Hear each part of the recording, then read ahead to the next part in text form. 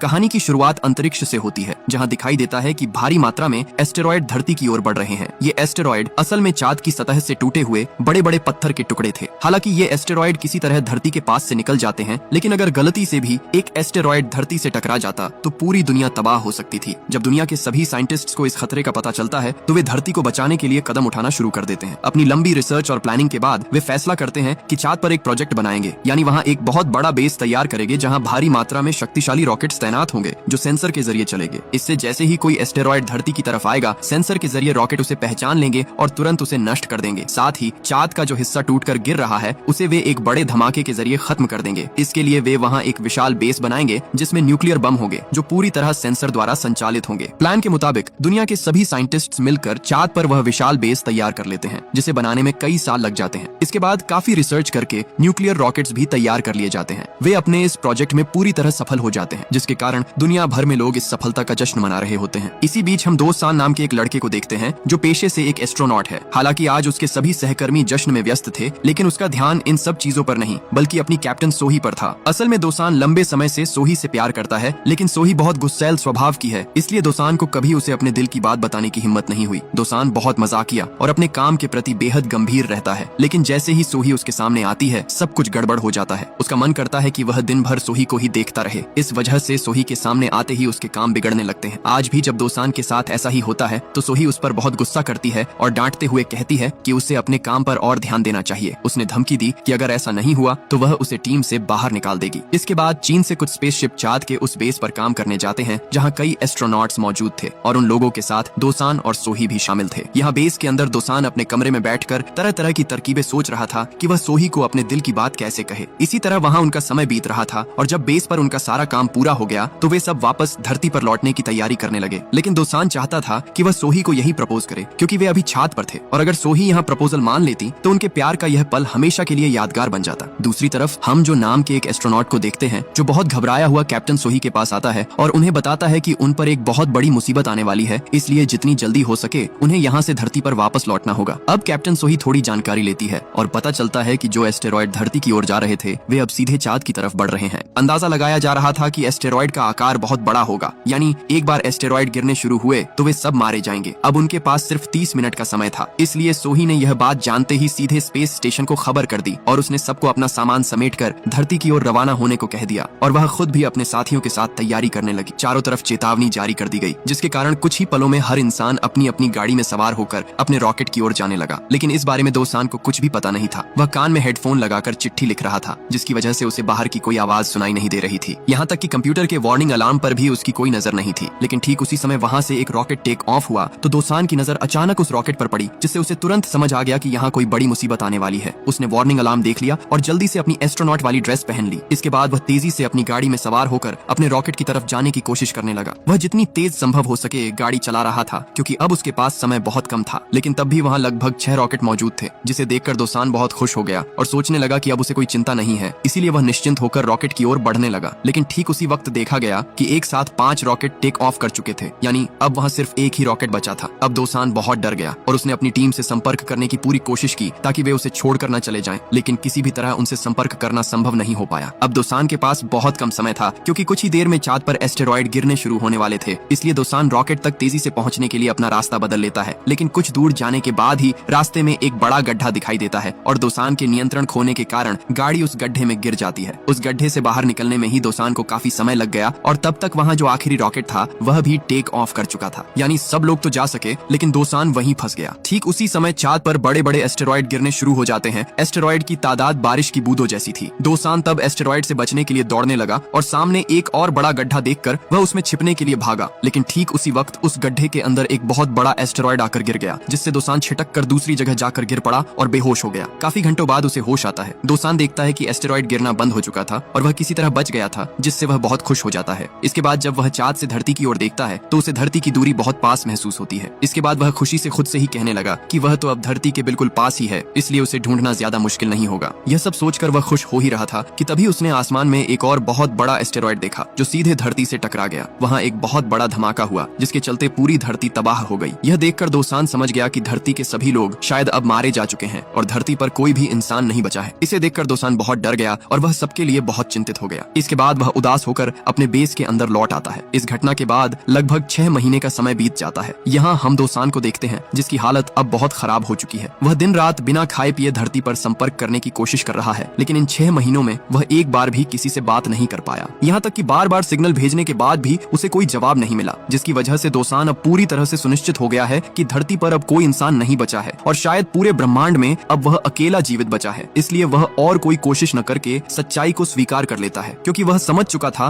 कि उसे यही मरना है। इस कारण अब वह जितने दिन भी जीवित रहेगा वह ठीक वही काम करेगा जो वह करना तो चाहता था लेकिन कर नहीं पाया था, यानी वह अपनी छोटी छोटी इच्छाएं पूरी करेगा। सौभाग्य से उसके पास भरपूर मात्रा में खाना और पानी था, क्योंकि वहाँ कई वर्षों तक रहने वाले एस्ट्रोनॉट्स के लिए खाना जमा था, जिसके सहारे दोसान आराम से जीवित रह सकता था। दोसान अब धरती के उन सभी लोगों को श्रद्धांजलि देता है जो मारे जा चुके थे। इसके बाद वह अपनी इच्छाएं पूरी करने में लग जाता है, जिनमें से उसकी पहली इच्छा कैप्टन सोही के कमरे में जाना था। वह वास्तव में मरने से पहले अपनी प्रेमिका का कमरा देखना चाहता था, क्योंकि अब वह चाहकर भी सोही को देख नहीं सकता था। इसलिए वह कैप्टन सोही के कमरे में जाने की बहुत कोशिश करता था, लेकिन कमरे में जाने के लिए पासवर्ड डालना पड़ता था और पासवर्ड तो उसे पता नहीं था। इसलिए वह काफी देर तक गलत पासवर्ड डालकर थक जाता है और सोही के कमरे का दरवाजा न खुलने पर वह बहुत निराश हो जाता है। अब उसकी दूसरी इच्छा चांद की सतह पर स्केटिंग करने की थी, इसलिए वह अपना सारा सामान लेकर तैयार हो गया और बेस से बाहर निकलकर सीधा जमीन पर जा खड़ा हुआ। इसके बाद वह ठीक वैसे ही स्केटिंग करने की कोशिश करने लगा जैसे बर्फ पर की जाती है, लेकिन चांद की मिट्टी बर्फ से बिल्कुल अलग थी, इसलिए स्केटिंग करने में उसे बहुत समस्या हो रही थी। वह किसी भी तरह चांद की मिट्टी पर स्केटिंग नहीं कर पा रहा था, लेकिन लगातार कई दिनों की कोशिश के बाद उसने किसी तरह स्केटिंग सीख ही ली, जिसके कारण वह अपना ज्यादातर समय स्केटिंग करते हुए बिताने लगा। लेकिन सोही के कमरे में जाने का उसका सपना अभी भी अधूरा था, इसलिए वह लगातार नए नए पासवर्ड के जरिए सोही के कमरे में जाने की कोशिश करता रहता था। लेकिन आज भी जब काफी कोशिशों के बाद भी दरवाजा नहीं खुला तो उसे बहुत गुस्सा आ गया और उसी समय उसके दिमाग में एक आइडिया आया। उसने तुरंत वहाँ छोटे मोटे धमाके के जरिए दरवाजा खोल लिया, जिससे वह बहुत खुश हो गया। इसके बाद वह सोही के कमरे को ध्यान से देखता है, जहाँ सोही की एक तस्वीर भी थी। अब वह खुद भी एकदम फ्रेश हो गया और उसने सोही की तस्वीर को अपने सामने बैठाया। वह वास्तव में सोही की तस्वीर के साथ एक डेट का आयोजन कर रहा था और ऐसा व्यवहार कर रहा था मानो उसके सामने सोही बैठी हो। वह सोही को सॉस देने के लिए हाथ बढ़ाता है, लेकिन गलती से उसके हाथ से सोही के चेहरे पर थोड़ा सॉस गिर जाता है। जब दोसान सोही के चेहरे की तरफ देखता है तो वह अनजाने में ही सोही की तस्वीर को चूम लेता है। इसी समय यह दिखाई देता है कि स्पेस स्टेशन पर एक और नया स्पेस स्टेशन बनाया गया है, जो वास्तव में उनका हेडक्वार्टर था और उस हेडक्वार्टर से दोसान की पूरी टीम उसे देख रही थी। यानी धरती वास्तव में बिल्कुल ठीक है, धरती के सभी लोग जीवित हैं और दोसान को बचाने के लिए उसके टीम मेंबर्स कई दिनों से कोशिश कर रहे हैं। दोसान की ऐसी हरकतें देखकर वहाँ मौजूद सभी लोग अपना सिर झुका लेते हैं, लेकिन कैप्टन सोही जब यह देखती है तो वह हैरान रह जाती है, क्योंकि उसने कभी कल्पना भी नहीं की थी कि दोसान उससे इतना प्यार करता है। सिग्नल की समस्याओं के कारण वे सिर्फ दोसान को देख पा रहे थे, लेकिन दोसान से किसी भी तरह बात नहीं कर सकते थे। अब कैप्टन सोही यहाँ दोसान को काफी कूल मोड में देख रही थी और उसे देखकर साफ पता चल रहा था कि वह काफी सुरक्षित है, यानी वह खतरे से बाहर है। इसलिए सोही फिलहाल उसे रेस्क्यू करने का मिशन कैंसिल कर देती है। लेकिन ठीक तभी वहाँ उनके चेयरमैन याग आ जाते हैं और वहाँ सभी को बताते हैं कि दोसान जिस तरह चांद के बेस में सरवाइव कर रहा है, सरकार की तरफ से उनके पास आदेश आया है कि इसे लगातार 1 महीने तक लाइव टेलीकास्ट के जरिए धरती के लोगों को दिखाया जाए, क्योंकि दोसान जिस तरह सरवाइव कर रहा है वह धरती के सभी लोगों के लिए प्रेरणा है। उसकी यह जीवन शैली धरती के लोगों के मन में साहस भरेगी, क्योंकि वह मौत के डर को पीछे छोड़कर जीने की कोशिश कर रहा है और धरती की इतनी भयानक स्थिति में यह लोगों के लिए एक बड़ी प्रेरणा है। असल में उस दिन धरती पर जो एस्टेरॉयड गिरा था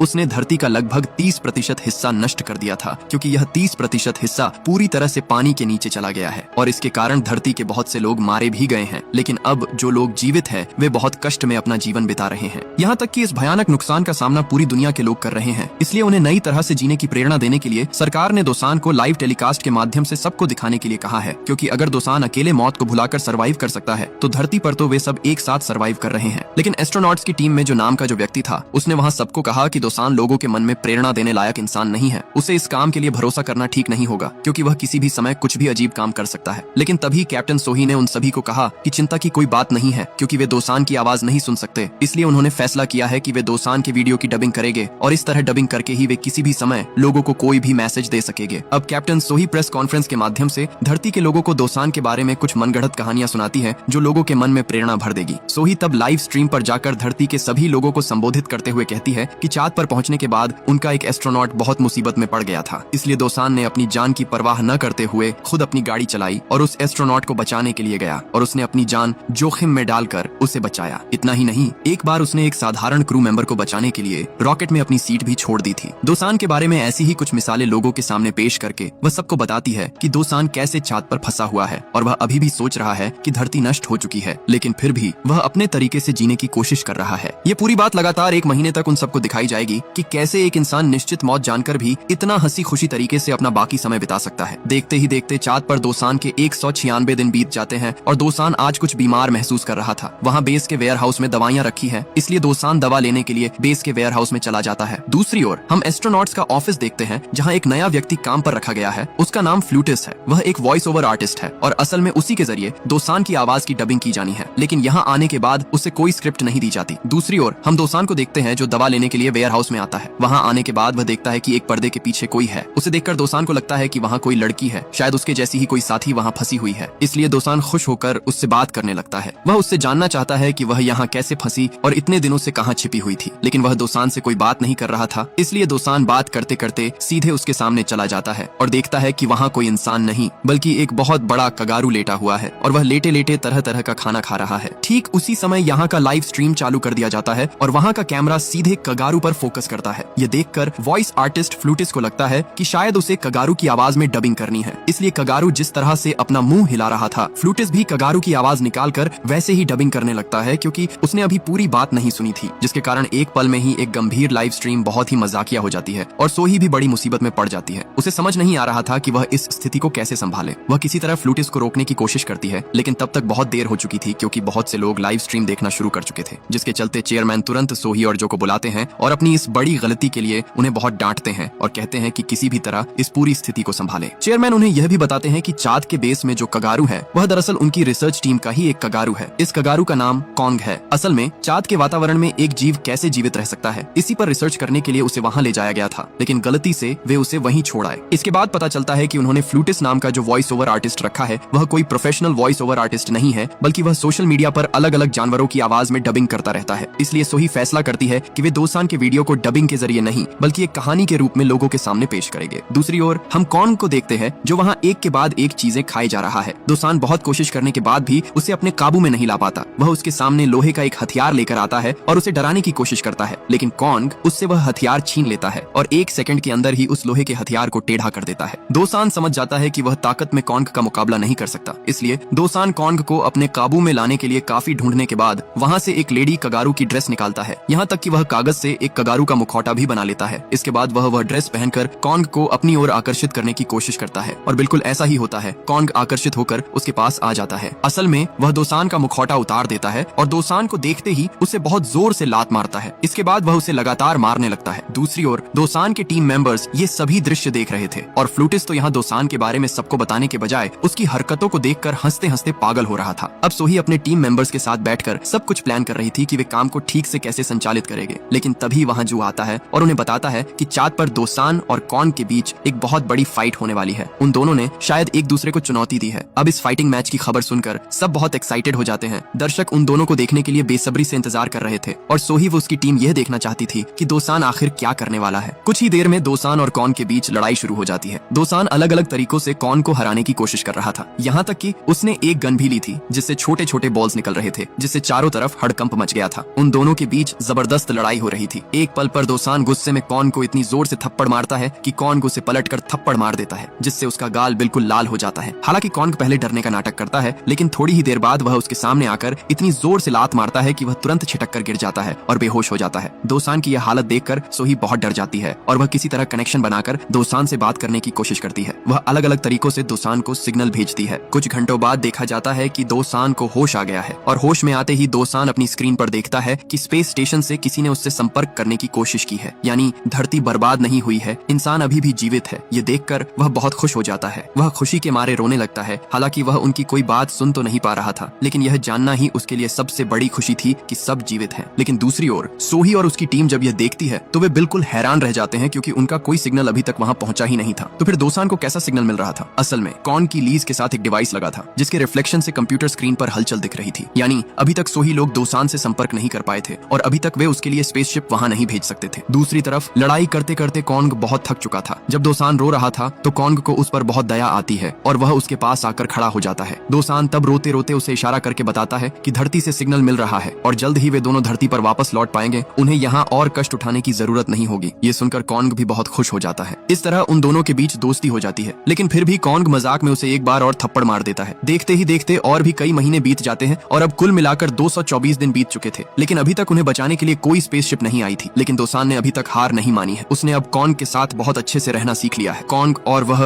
अब एक दूसरे के बहुत अच्छे दोस्त बन चुके हैं, इसलिए दोसान को अब पहले की तरह अकेलापन महसूस नहीं होता। कॉन्ग के साथ बातें करते करते ही उसका काफी समय बीत जाता है। इतने दिन बीत जाने के बाद भी जब कोई उनकी मदद के लिए नहीं आया तो दोसान कॉन्ग को लेकर अपनी गाड़ी में एक ऐसी जगह के लिए रवाना हो गया जो चांद के बिल्कुल अंतिम छोर पर थी। उसने एक योजना बना ली थी कि वह धरती पर कैसे लौटेगा। वे असल में एक पुरानी अपोलो 18 के पास पहुंचना चाहते थे, जिसके जरिए वे लूनस नाम के एक स्पेस स्टेशन जा सके। वहां शायद कोई पुराना स्पेसशिप मिल जाए जिससे वह धरती तक पहुंच सके। देखते ही देखते दोसान उस जगह पर पहुंच गया और सौभाग्य से वहां एक बहुत पुराना स्पेसशिप था। इसे देखकर दोसान बहुत खुश हो गया, लेकिन स्पेसशिप का लूनस नाम का एक एआई डॉग था जो मूल रूप से स्पेसशिप संचालित करने वाले एआई असिस्टेंट के तौर पर काम करता था। इसीलिए वह अपने पास मौजूद डिवाइस के जरिए किसी तरह लूनस को ढूंढने की कोशिश कर रहा था। रॉकेट बहुत पुराना था, इसीलिए उसकी कई चीजें खराब हो चुकी थी। दोसान तब कॉन्ग को लेकर किसी तरह स्पेसशिप को अपने बेस पर ले आता है और फिर उसे ठीक करने में जुट जाता है। वह सबसे पहले स्पेसशिप के उन हिस्सों को धीरे धीरे बदलने लगा जो टूट चुके थे, लेकिन स्पेसशिप की सबसे बड़ी समस्या उसका स्पेसक्राफ्ट था। किसी साधारण एस्ट्रोनॉट के लिए इसे ठीक करना आसान काम नहीं था, लेकिन दोसान ने यहाँ अपने तरह तरह के आइडियाज इस्तेमाल किए और किसी तरह स्पेसक्राफ्ट को भी ठीक कर लिया। ये सब चीजें सोही और उसकी टीम देख रही थी। दोसान का ऐसा टैलेंट देखकर वे बिल्कुल हैरान रह गए। सोही ने तुरंत दोसान की फाइल चेक की और उसे पता चला कि दोसान वास्तव में एक फ्लाइट इंजीनियर था, इसलिए उसे इन सब चीजों का बेसिक नॉलेज बहुत अच्छा था। इधर स्पेसशिप ठीक करते करते दोसान को एक बात पता चली कि स्पेसशिप बहुत पहले टूट जाने के कारण अब उसकी क्षमता सिर्फ 20 पाउंड की है, यानी इस स्पेसशिप से दोसान अकेला ही यात्रा कर पाएगा। वह कॉन्ग को अपने साथ नहीं ले जा पाएगा, इसलिए वह कॉन्ग को अपनी गाड़ी में बिठाकर उससे थोड़ा दूर छोड़ आता है। लेकिन जैसे ही वह वापस आ रहा था तभी पीछे से कॉन्ग फिर उसके साथ आकर बैठ गया, यानी कॉन्ग उसे किसी भी तरह अकेला नहीं छोड़ रहा था। इसलिए अब दोसान को कोई न कोई रास्ता निकालना होगा जिससे स्पेसशिप की क्षमता बढ़ाई जा सके। तभी उसके दिमाग में एक आइडिया आया। उसे चांद पर मौजूद एक हथियार की याद आ गई जिसे वह स्पेसशिप के प्रोटोटाइप इंजन के रूप में इस्तेमाल कर सकता था। उसमें भारी मात्रा में न्यूक्लियर था, इसलिए उस हथियार को लाना बहुत ज्यादा जोखिम भरा था क्योंकि किसी भी समय धमाका हो सकता था। इसलिए दोसान कॉन्ग को वहीं छोड़कर अकेले ही उस हथियार को लाने जाना चाहता था, लेकिन इस जोखिम को समझने के बाद भी कॉन्ग उसका साथ देना चाहता था। इसलिए अब वे दोनों मिलकर उस हथियार को लाने के लिए निकल पड़ते हैं। दूसरी ओर सोही एस्ट्रोनॉट जू से जानना चाहती थी कि दोसान जो काम करना चाहता है क्या वह सफल होगा। एस्ट्रोनॉट जू ने उसे बताया कि दोसान की योजना बिल्कुल सही है, लेकिन उस हथियार को सूर्यास्त से पहले ही ले आना होगा, वरना बाद में वह उसे नहीं ला पाएगा क्योंकि वह जिस गाड़ी का इस्तेमाल कर रहा है वह सिर्फ सूरज की रोशनी के कारण ही चल रही है। इसके बाद उन्होंने रिसर्च की और जाना कि चांद का एक दिन धरती के 14 दिनों के बराबर है, यानी पृथ्वी पर जहाँ पहुँचने में एक दिन लगता है वहाँ चांद पर लगभग 14 दिन लगेंगे। इसका मतलब है कि अगर एक बार सूरज डूब गया और दोसान अपने बेस पर नहीं पहुँच पाया तो उसे लगभग 14 दिनों तक एक ही जगह पर फंसे रहना पड़ेगा, यानी जब तक सूरज फिर से नहीं उगता तब तक उसे वहीं रहना होगा। ये जानकर वे सब बहुत चिंतित हो गए क्योंकि वह प्रोटोटाइप हथियार बहुत दूर था। हालांकि जब दोसान कुछ रास्ता पार कर लेता है तभी सूरज डूबने लगता है, लेकिन यहाँ एक हैरान कर देने वाली घटना होती है। देखा जाता है कि दोसान यहाँ से उल्टी दिशा में जाने लगा है, यानी सूरज जिस तरफ जा रहा है दोसान भी उसी तरफ जा रहा है। दोसान की ऐसी हरकत देखकर सोही समझ जाती है कि दोसान वास्तव में सूरज का पीछा करते हुए ही उस प्रोटोटाइप के साथ अपने बेस पर पहुंचेगा, और अगर वह ऐसा करता है तो उसके हाथ में लगभग 41 दिनों का समय होगा, यानी उसे अब लगातार 41 दिनों तक गाड़ी चलाकर वह प्रोटोटाइप लाना होगा। शुरुआत में तो दोसान और कॉन्ग मजे करते हुए रास्ते पार कर रहे थे और रास्ते में वे दोनों कुछ कुछ घंटों का विश्राम भी ले रहे थे। इस तरह करते हुए लगातार काफी दिन बीत गए, लेकिन लगातार गाड़ी चलाने के कारण दोसान अब बहुत थक चुका था। इसीलिए दोसान और कॉन्ग ने खुद को एक रस्सी से बांध लिया था ताकि अगर दोसान सो जाए तो कॉन्ग उसे जगा सके। इस तरह लगातार कई दिनों तक गाड़ी चलाने के बाद वे किसी तरह उस प्रोटोटाइप इंजन तक पहुंच गए। वहां पहुंचने पर जब दोसान सब कुछ चेक कर रहा था तो कॉन्ग एक बटन के सामने जाकर बार बार उसे दबा रहा था। सौभाग्य से वह इंजन चेक करने वाला बटन था, इसलिए वे एक बहुत बड़ी मुसीबत से बच गए। इसके बाद दोसान को गुस्सा आ गया और उसने कॉन्ग को वहां के एक कमरे में बंद कर दिया क्योंकि वह किसी भी समय कोई बड़ी मुसीबत पैदा कर सकता था। अब दोसान उस प्रोटोटाइप इंजन को ले लेता है और उसकी गाड़ी के पीछे वह कमरा लगा हुआ था जिसमें कॉन्ग था। रास्ते ऊबड़ खाबड़ होने के कारण गाड़ी का वह हिस्सा अलग हो गया जिसके अंदर कॉन्ग था। जब तक दोसान को इस बात का एहसास हुआ तब तक बहुत देर हो चुकी थी। दोसान बहुत दूर आ चुका था और अगर वह अब वापस कॉन्ग को लेने जाता तो किसी भी पल सूरज की रोशनी उसकी पहुंच से बाहर हो सकती थी। इसलिए वह सब कुछ भूलकर आगे बढ़ने का फैसला करता है और वह काफी दूर निकल भी आता है, लेकिन उसे कॉन्ग की बहुत याद आ रही थी क्योंकि जानवर होने के बावजूद कॉन्ग की भी तो जान है। इसलिए उसने अपनी परवाह किए बिना तुरंत गाड़ी घुमा ली। पृथ्वी के लोग ये सब देख रहे थे और कॉन्ग के प्रति दोसान की ऐसी उदारता देखकर वे बहुत भावुक हो गए। काफी रास्ता तय करने के बाद दोसान कॉन्ग के पास पहुंच गया। दूसरी ओर सोही और उसकी टीम रिसर्च करके समझ गई थी कि दोसान और कॉन्ग अब समय रहते बेस तक नहीं पहुंच पाएंगे। इसलिए सोही अपनी टीम से लूनस नाम के उस एआई असिस्टेंट को जल्द से जल्द ढूंढने के लिए कहती है क्योंकि उसकी बैटरी के जरिए दोसान बेस तक पहुंच सकता था। इधर हम दोसान और कॉन्ग को देखते हैं कि लगातार लगातार इतनी देर तक गाड़ी चलाने के कारण वे दोनों बहुत थक चुके थे। वे दोनों साथ जागने की कोशिश कर रहे थे, लेकिन थोड़ी देर बाद सूरज डूब गया। उनके पास अब सिर्फ 5 घंटे का बैकअप बैटरी बची थी, लेकिन इन 5 घंटों में किसी भी तरह बेस तक पहुंचना संभव नहीं था। दूसरी ओर हम लूनस को देखते हैं। सोही ने अपने स्पेस स्टेशन से लूनस को एक्टिव कर दिया था, इसलिए लूनस अब दोसान को ढूंढ रहा था। लेकिन लूनस का पावर सेविंग मोड एक्टिव था, जिसके कारण कुछ दूर जाने के बाद ही उसकी पावर खत्म हो गई और लूनस एक बहुत गहरे गड्ढे में जा गिरा, जिसे देखकर पृथ्वी के सभी लोग बहुत निराश हो गए। इधर सूरज डूबने के कारण ठंड से दोसान और कॉन्ग जम रहे थे, जिसकी वजह से वे गाड़ी भी ठीक से नहीं चला पा रहे थे, इसलिए वे दोनों बाहर आकर बैठ गए। उनके पास अब सिर्फ 3 घंटे की ऑक्सीजन बची थी। दोसान कॉन्ग से बातें करते हुए उसका ध्यान भटकाने की कोशिश कर रहा था ताकि ठंड का एहसास थोड़ा कम हो, लेकिन थोड़ी देर बाद दोसान देखता है कि कॉन्ग वहाँ किसी रिफ्लेक्शन का पीछा कर रहा है। ये देखकर दोसान के दिमाग में एक बहुत अच्छा आइडिया आता है। वह बिना समय बर्बाद किए अपनी गाड़ी के बगल का एक दरवाजा तोड़ देता है, जो बिल्कुल सपाट था। वह असल में इसका इस्तेमाल एक स्केटर की तरह करेगा। दोसान अब कॉन्ग को एक रस्सी की मदद से उस दरवाजे से बांध देता है। इसके बाद वह एक रिफ्लेक्शन बनाता है और उसे कॉन्ग के सामने डाल देता है। अब कॉन्ग उस रिफ्लेक्शन का पीछा करते हुए उसी दिशा में भागने लगता है। कॉन्ग इतनी तेजी से दौड़ रहा था कि उसकी रफ्तार गाड़ी से कई गुना ज्यादा थी, जिससे वे कुछ ही पलों में मीलों का रास्ता तय कर लेते हैं। लेकिन काफी आगे जाने के बाद वे एक ऐसी जगह पहुंचते हैं जहां एक बहुत बड़ा गड्ढा था और इस गड्ढे को पार करना कॉन्ग के लिए संभव नहीं था। हालांकि दोसान के पास एक और प्लान था। उसके पास 2 गैस टैंक थे, इसीलिए दोसान बिना डरे कॉन्ग से गड्ढे में कूदने को कहता है। जैसे ही कॉन्ग कूदता है, दोसान अपने गैस टैंक खोल देता है, जिससे उस गैस के प्रेशर से वे सुपरमैन की तरह हवा में उड़ते हुए गड्ढा पार कर जाते हैं। पृथ्वी के लोग दोसान की इस सफलता का जश्न मनाने लगते हैं। सब लोग उसकी इस बुद्धि और बहादुरी से बहुत खुश थे और दुनिया भर से उसे सम्मान और पुरस्कार मिलने लगे। अंततः काफी कोशिशों के बाद दोसान और कॉन्ग किसी तरह उस न्यूक्लियर बम और प्रोटोटाइप इंजन को अपने बेस तक ले आते हैं। दूसरी तरफ सोही अपने चेयरमैन को बताती है कि अगले 3 महीनों में उनका सारा कम्युनिकेशन सिस्टम ठीक हो जाएगा और तब वे सीधे दोसान से बात कर पाएंगे। इतना ही नहीं, वे दोसान को वापस लाने के लिए स्पेसशिप भी भेज सकेंगे। यानी धीरे धीरे सब कुछ ठीक हो रहा था और दोसान भी अब बहुत खुश था, क्योंकि वह अब प्रोटोटाइप इंजन का इस्तेमाल करके कॉन्ग के साथ धरती पर लौटने वाला था। लेकिन अंतरिक्ष की एक और भयानक सच्चाई के बारे में कोई नहीं जानता था। पृथ्वी की ओर एक और बहुत बड़ा एस्टेरॉयड बढ़ रहा था। इसका आकार इतना विशाल था कि यह चांद और पृथ्वी दोनों को नष्ट कर सकता था। इस एस्टेरॉयड का नाम पाई था। इधर दोसान मजे से कॉन्ग के साथ खेल रहा था, लेकिन थोड़ी ही देर बाद वह देखता है कि कॉन्ग वहाँ के कुछ तार हिला रहा है, जिससे कंप्यूटर स्क्रीन पर कुछ सिग्नल दिखाई देने लगते हैं। ये देखकर उसे समझ आता है कि पिछली बार भी जो सिग्नल मिले थे वे कॉन्ग की वजह से ही थे। यह एहसास होते ही दोसान का मन बहुत उदास हो जाता है और उसे फिर से लगने लगता है कि धरती पर शायद अब कोई जीवित नहीं बचा है। दूसरी तरफ सोही और उसकी टीम ने अब पूरे जोर शोर से काम करना शुरू कर दिया था ताकि कम्युनिकेशन लाइन जितनी जल्दी हो सके ठीक हो जाए। इधर दोसान काफी डिप्रेशन में आ गया था, इसलिए उसने कॉन्ग के लिए वहाँ एक कगारू की मूर्ति बनाई और कॉन्ग को बेस के अंदर छोड़कर वह बाहर आ गया। दोसान असल में सुसाइड करने का फैसला ले चुका था, लेकिन जब सोही को इस बात का पता चला तो उसने स्ट्रीम के जरिए दुनिया के तमाम लोगों से गुजारिश की कि वे जहाँ भी हैं सब अपनी फ्लैशलाइट ऑन करें और उसे चांद की तरफ जलाए, ताकि किसी तरह दोसान को पता चल सके कि धरती पर अभी भी लोग जीवित हैं। जैसे ही दोसान आत्महत्या करने के लिए अपना सूट उतारने वाला था, उसे धरती के अलग अलग हिस्सों से आती रोशनी दिखाई दी। इससे वह समझ गया कि धरती पर लोग अभी भी बचे हुए हैं। दोसान खुशी के मारे रोते हुए वहाँ घुटनों के बल बैठ गया और उसके अंदर फिर से आत्मविश्वास लौट आया। वह पूरे जोर शोर से कम्युनिकेशन लाइन ठीक करने में जुट गया और कड़ी मेहनत के बाद उसने खुद ही कम्युनिकेशन लाइन ठीक कर ली, जिससे सोही और उसकी टीम के साथ उसका संपर्क जुड़ गया। वे सब दोसान को देखकर बहुत भावुक हो गए। वे उससे बात करने की कोशिश करने लगे, लेकिन दोसान के मुंह से शब्द नहीं निकल रहे थे। तब सब लोग सोही को दोसान के सामने ले आए। जैसे ही सोही ने दोसान को हेलो कहा, दोसान ने भी बात करना शुरू कर दिया। अब सोही की पूरी टीम और दोसान ने मिलकर काम शुरू किया और बहुत ही कम समय में सोही के निर्देशों का पालन करते हुए दोसान ने अपना स्पेसशिप पूरी तरह तैयार कर लिया और वह धरती पर लौटने के लिए बिल्कुल तैयार हो गया। उसी रात दोसान को सोही से बात करने का मौका मिलता है। दोसान सोही से कहता है, मैंने यहाँ जो कुछ भी किया है तुमने वह सब देखा है और अब तुम यह भी जान चुकी हो कि मैं तुमसे कितना प्यार करता हूँ। मैं तुमसे अब कुछ नहीं छिपाना चाहता। मैं एस्ट्रोनॉट्स के ग्रुप में सिर्फ तुम्हारे लिए शामिल हुआ था। मैं पहले एक फ्लाइट इंजीनियर था, लेकिन जिस दिन मैंने तुम्हें पहली बार देखा मुझे तुमसे इतना गहरा प्यार हो गया कि तब से मेरी पूरी जिंदगी में बस तुम ही हो। इसी वजह से बहुत मेहनत करके मैं इंजीनियर सेक्टर से इस सेक्टर में आया और तुम्हारी टीम में शामिल हुआ। ये जानकर सोही बहुत हैरान हो जाती है कि कोई इंसान किसी के लिए इतना पागल कैसे हो सकता है, लेकिन अंदर ही अंदर उसे यह जानकर बहुत अच्छा लगता है और धीरे धीरे उसके मन में भी दोसान के लिए भावनाएं पैदा होने लगती हैं। अगले दिन दोसान कॉन्ग को लेकर धरती पर लौटने के लिए पूरी तरह तैयार हो जाता है। वे स्पेसशिप में चढ़कर लॉन्च करते हैं, जिसे देखकर धरती के सभी लोग बहुत खुश थे, क्योंकि 983 दिनों बाद वे दोनों छाद से धरती पर लौट रहे थे। अब वे मुख्य स्पेस स्टेशन पहुंच चुके थे। दूसरी ओर जू एक आपातकालीन मीटिंग बुलाता है और सबको बताता है कि अब धरती की ओर पाई नाम का एक भयानक एस्टेरॉयड बढ़ रहा है। अगर इसे किसी तरह नष्ट नहीं किया गया तो पूरी पृथ्वी और छाद का अस्तित्व ही खत्म हो जाएगा। यह जानकर सब बहुत डर जाते हैं। वे रिसर्च के जरिए उस एस्टेरॉयड को अंतरिक्ष में ही नष्ट करने की योजना बनाते हैं, लेकिन उनके पास अब सिर्फ एक ही रास्ता बचा था, दोसान। क्योंकि दोसान के स्पेसशिप का इंजन वास्तव में एक बहुत बड़ा न्यूक्लियर बम था। सिर्फ दोसान ही उस बम को सीधे एस्टेरॉयड के अंदर तक ले जा सकता था। लेकिन वे वे सब यह भी जानते थे कि अगर दोसान ने यह किया तो वह खुद भी जीवित नहीं बचेगा, क्योंकि बम फटते ही वह भी मारा जाएगा। अब पूरी दुनिया को बचाने का जिम्मा दोसान पर था। चेयरमैन ने सोही से कहा कि वह दोसान को यह सब बताए। हालांकि सोही ऐसा बिल्कुल नहीं करना चाहती थी, लेकिन पूरी मानवता की खातिर वह उसे सब बताने ही वाली थी कि उससे पहले ही दोसान ने उसे बता दिया कि वह यह काम करने के लिए तैयार है। दरअसल जब सोही चेयरमैन से बात कर रही थी तब उनका माइक्रोफोन ऑन था, जिससे दोसान ने सब सुन लिया था। दोसान अब अपनी जान देकर भी धरती को बचाना चाहता था। सोही उसे ऐसा करने से रोकने की पूरी कोशिश करती है, लेकिन दोसान जानता था कि यह सोही से उसकी आखिरी बातचीत है। उसने सोही से कहा कि वह हमेशा उसे दिल से प्यार करता रहेगा और चाहता है कि सोही हमेशा खुश रहे। अगर उसे कुछ हो भी जाए तो सोही को दुखी नहीं होना है, बल्कि अपनी जिंदगी नए सिरे से शुरू करनी है। उसने बस इतना कहा कि वह उसे हमेशा अपने दिल के एक कोने में याद रखे, यही उसके जीवन की सबसे बड़ी कमाई होगी। यह कहकर दोसान कॉन को एक छोटे स्पेसशिप में बांध देता है। दोसान जानता था कि यह कॉन को देखने का आखिरी मौका है, इसलिए वह रोते हुए कॉन को विदा करता है और उसे दिल से धन्यवाद देता है, क्योंकि जिंदगी के सबसे कठिन समय में कॉन्ग उसके साथ था। कॉन्ग बहुत भावुक हो जाता है और दोसान को छोड़कर कहीं नहीं जाना चाहता, लेकिन दोसान उसे स्पेसशिप में बिठाकर धरती की ओर भेज देता है। दूसरी ओर धरती के सभी लोगों को सुरक्षित रहने के लिए एक बंकर में पहुंचा दिया जाता है। दोसान अब एस्टेरॉयड के उस भारी सैलाब के बीच पहुंच जाता है, जिसके कारण उसका स्पेसशिप बुरी तरह टकराकर घूमने लगता है। दोसान तुरंत न्यूक्लियर बम को स्पेसशिप से अलग कर देता है और बाहर निकलकर सोही से लाइव स्ट्रीम ऑन करने को कहता है, जहां दुनिया के सभी लोग उसे देख रहे थे। दोसान धरती के सभी लोगों का उन्हें इतना प्यार देने के लिए शुक्रिया अदा करता है। वह कहता है कि पूरी जिंदगी में उसे इतना प्यार कभी नहीं मिला, इसलिए वह सभी का बहुत आभारी है। यह कहते हुए दोसान एक गाना गाने लगता है। सोही उस गाने को सुनकर भावुक हो जाती है, क्योंकि वह सोही का सबसे पसंदीदा गाना था। दोसान अब अपने न्यूक्लियर बम के साथ पाई नाम के उस एस्टेरॉयड के बिल्कुल करीब पहुंच जाता है। सोही इस मिशन को पूरा करने के लिए तैयार नहीं थी। तब दोसान उसे हिम्मत बधाता है और कहता है कि सब कुछ भुलाकर सिर्फ लोगों की भलाई के बारे में सोचे। इसके बाद सोही का पसंदीदा गाना गाते गाते दोसान धरती को बचाने के लिए मौत की ओर बढ़ जाता है। उस वक्त धरती का हर इंसान दोसान की बहादुरी देखकर रो रहा था। दोसान मुस्कुराते हुए एस्टेरॉयड के बिल्कुल पास पहुंच जाता है, लेकिन सोही बटन दबा नहीं पा रही थी। उसे बार बार दोसान के साथ बिताए हुए पल याद आ रहे थे। तब दोसान उसे उसकी जिम्मेदारी याद दिलाता है और कहता है कि अगर सोही सच में उससे प्यार करती है तो उसे यह मिशन पूरा करना होगा, क्योंकि दोसान भी यही चाहता है। अगले ही पल अंतरिक्ष में एक बहुत बड़ा धमाका होता है। पाई एस्टेरॉयड छोटे छोटे टुकड़ों में टूट जाता है। एस्टेरॉयड के ये टुकड़े धरती से टूटते हुए तारों की तरह लग रहे थे, जिसे दुनिया का हर इंसान देख रहा था। सब लोग दोसान के इस बलिदान और साहस को सलाम कर रहे थे। कॉन्ग भी इस दृश्य को देख रहा था, यानी वह सुरक्षित रूप से धरती पर पहुंच चुका था। भीड़ में एक लड़का अपनी छोटी बहन से कहता है कि आज उन्हें जो नई जिंदगी मिली है वह सिर्फ मून मैन की वजह से है। देखते ही देखते 10 साल बीत जाते हैं। दोसान के बलिदान और लोगों की कड़ी मेहनत से धरती पर सब कुछ फिर से सामान्य हो गया है। अब नए चेयरमैन बताते हैं कि 10 साल बाद इंसान आज फिर से चांद पर जाने के लिए रवाना हुआ है। सोही अपनी पूरी टीम के साथ चांद पर जाती है और जैसे ही वह वहां लैंड करती है, उसे अपनी कल्पना में दोसान दिखाई देता है। उसे देखकर सोही फूट फूट कर रोने लगती है। सोही असल में आज भी दोसान को भूल नहीं पाई है। सोही चांद पर खड़ी होकर धरती की ओर देखती है और उसके बगल में खड़ा था दोसान, जिसे वह अपनी कल्पनाओं में महसूस कर रही थी। सोही दोसान को इशारा करते हुए कहती है, वो जो तुम धरती के चारों ओर गोल तारे देख रहे हो वो एस्टेरॉयड के अवशेष है, जिसमें तुम भी शामिल हो। जब तक धरती खत्म नहीं होती, तुम्हारी यादें इसी तरह धरती के चारों ओर रहेगी और तुम हमेशा मेरे दिल में बसे रहोगे। और इसी के साथ यह कहानी खत्म हो जाती है।